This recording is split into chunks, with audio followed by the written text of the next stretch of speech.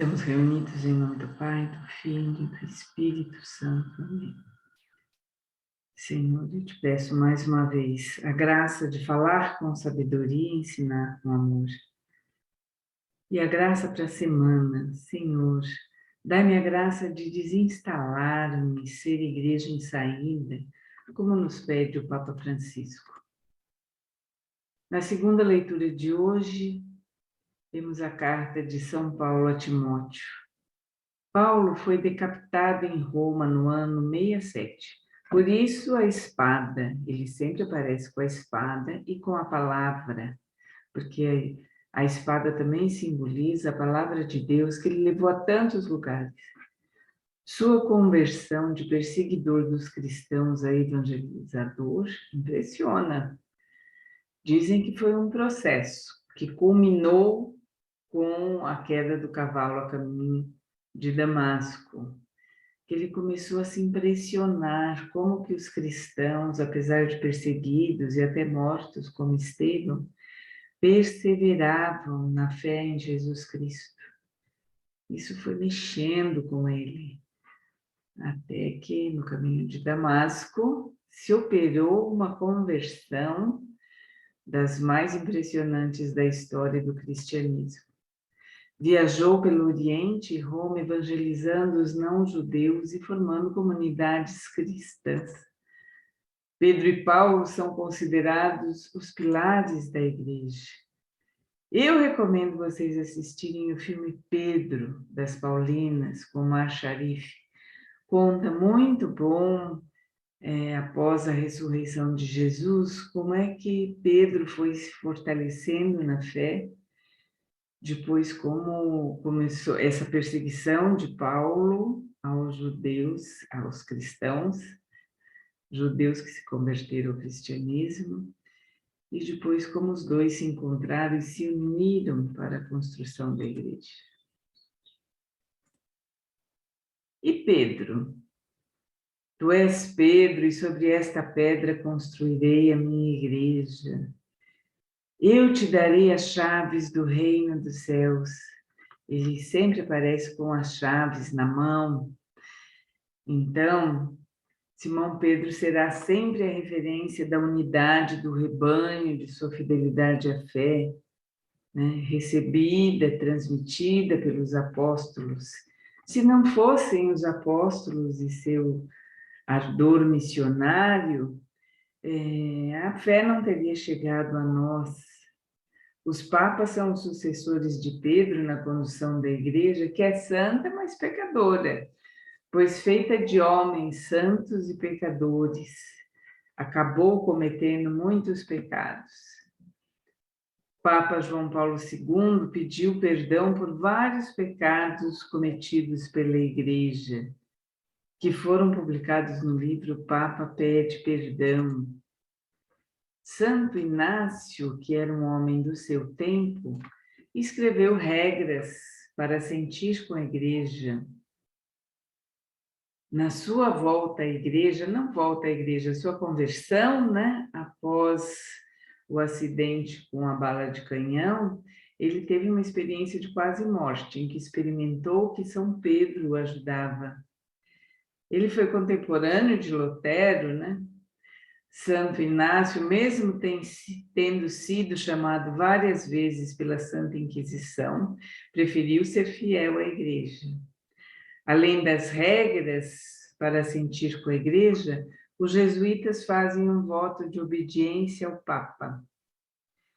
E também porque naquela época havia, bom, hoje ainda há também, mas na época era muito, seguir carreira na igreja, né? Os nobres, especialmente, cada família tinha que ter pelo menos um membro na igreja e fazer carreira, ser bispo e, se possível, papa, porque isso dava muito poder, muita riqueza.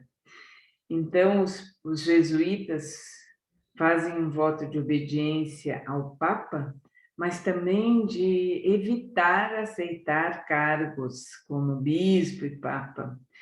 Para Dom Luciano ser bispo, precisou fazer como chama? Sair desse voto, né? Pedir licença, é isso mesmo, licença desse voto, Papa Francisco também. Aqui no Retiro Ecumênico, aqui no Mosteiro de Itaici, teve um tempo que havia retiros ecumênicos de fim de semana, e vinha sempre um pastor presbiteriano. E quando ele fazia uma das palestras, que ele alternava normalmente com o Padre José Marcos, ele fez um comentário que me impressionou bastante. Lutero fez a reforma fora da igreja, mas Santo Inácio fez a reforma dentro da igreja. Por quê? Porque ele provocou a conversão com os seus exercícios espirituais, que têm um poder de, quem faz bem feito, crescer na sua conversão. Ele pregou retiro para muitos poderosos, poderosos fora e dentro da igreja.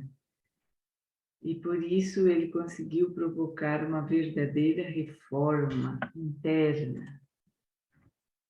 Na solenidade de São Pedro e São Paulo, que na Itália foi realizada no dia 29 mesmo, eu selecionei esses trechinhos que são pérolas desse maravilhoso Papa. Às vezes, como igreja, nos acomodamos às poucas coisas seguras que possuímos, em vez de nos erguermos a fim de lançar o olhar para horizontes novos, para o mar alto. Muitas vezes estamos acorrentados como Pedro no cárcere, assustados pelas mudanças e presos à corrente das nossas atitudes habituais. O Papa sempre está pedindo para a gente ser igreja em saída. Ele prefere uma igreja suja de ter caído na lama por errar muitas vezes, mas que ousa sair do comodismo, do já pronto, né? Da tradição tão meio que fechada, né? Não sai assim, como chama? Dos muros, né? Ele prefere uma igreja em saída. Se a gente permanece na mediocridade espiritual, corre-se o risco de ir sobrevivendo, mesmo na vida pastoral. A impressão que se dá é de tibieza. Tibieza quer dizer assim, morna, né? E inércia. Acomodar-se o já realizado da igreja, né? Não sair em direção às fronteiras, jesuítas, sempre missionários, sempre indo além. As fronteiras antes eram físicas, né? Novos países. Começamos com São Francisco Xavier, indo para o Oriente distante, para a China. Mas hoje, os jesuítas propõem a saída para novas fronteiras, diálogo interreligioso, acolhimento dos diferentes,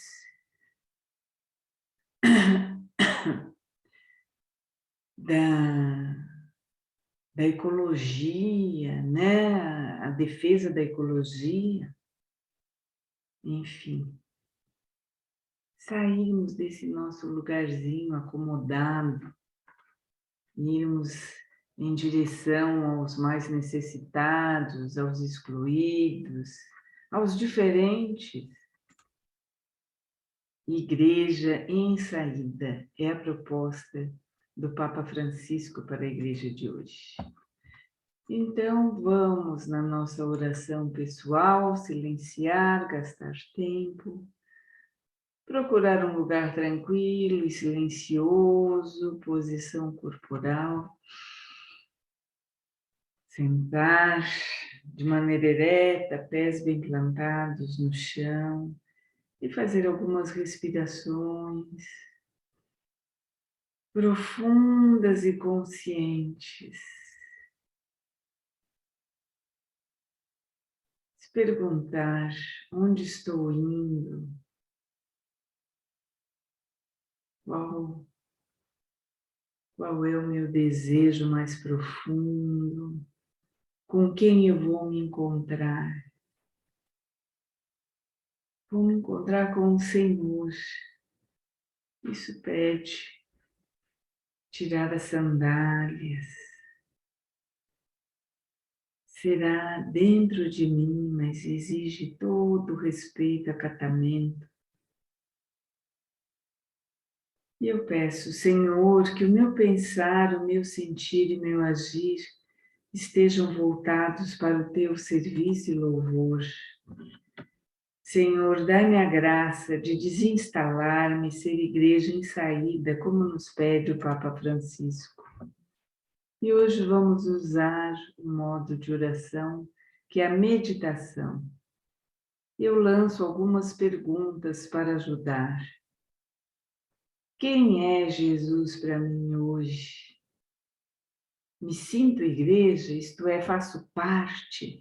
Às vezes eu escuto algum católico falando mal da igreja, como se ela fosse uma instituição fora, como se ele não fizesse parte da igreja, mas nós somos igreja. O quanto eu estou acomodado, sinto algum apelo de desinstalar-me? Por um pequeno tempo, reler o texto e parar onde chamar a atenção. E então converse com Deus, fale sobre tudo que te impede de dizer um sim mais compromissado. Fale sobre seus medos, suas dúvidas, apego ou aversões. Enfim, suas resistências em atender esse apelo do Papa. Silencie e tente ouvir uma resposta de Deus em sua mente, né? Sua mente, mas não no lado intelectual, no lado afetivo. Que sentimento te traz? Consolação ou desolação? E ao final agradeça o encontro e despeça-se como fazem os amigos. Dê um pause para dar esse tempo.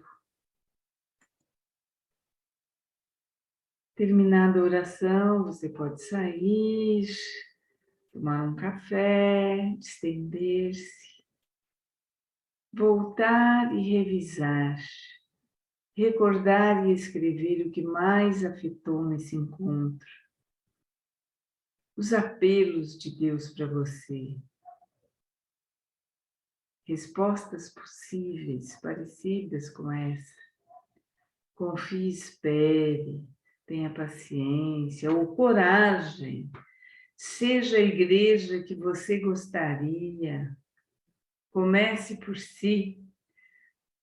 No site dos jesuítas tem essa frase: quem quiser mudar o mundo, comece por si mesmo. Mas sempre deixando-se amar, é o amor que deve nos mover.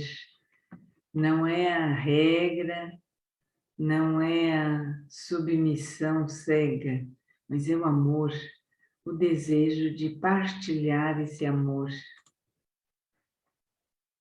Ah, que momento que eu tanto gosto, que é o Ângelus, resumo da encarnação do Senhor.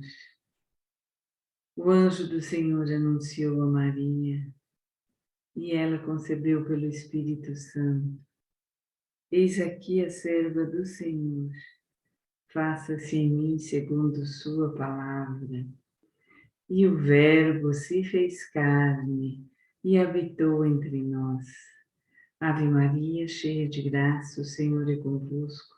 Bendita sois vós entre as mulheres, e bendito é o fruto do vosso ventre, Jesus. Santa Maria, Mãe de Deus, rogai por nós, pecadores, agora e na hora de nossa morte. Amém.